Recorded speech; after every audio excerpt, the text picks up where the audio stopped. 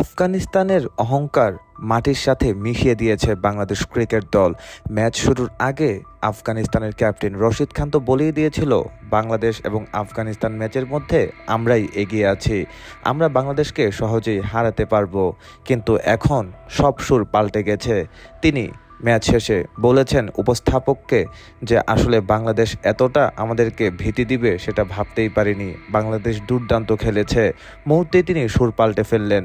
তিনি বলেছেন আমরা বোলিংটা ভালো করেছিলাম, কেননা 160-70 হতে পারত, কিন্তু আমরা বাংলাদেশকে কম রানেই বেঁধে ফেলেছি। কিন্তু বাংলাদেশের স্পিনাররা এত ভালো বোলিং করবে, পেসাররা এত ভালো বোলিং করবে সেটা আমরা ভাবতেই পারিনি।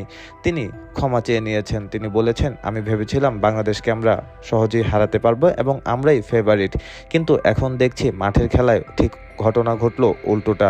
এখন তো আমাদের সুপার ফোরে উঠবো কিনা সেটা নিয়ে টানাটানি। অতএব তিনি কিন্তু অর্থাৎ রশিদ খান কিন্তু বাংলাদেশের কাছে ইনডিরেক্টলি ক্ষমাই চেয়েছেন এবং তার ভুল বুঝতে পেরেছেন। বাংলাদেশ এখন অপেক্ষায় আছে পরবর্তী ম্যাচের জন্য। শ্রীলঙ্কা আফগানিস্তানের ম্যাচের দিকে চেয়ে আছে, দেখা যাক কি হয়।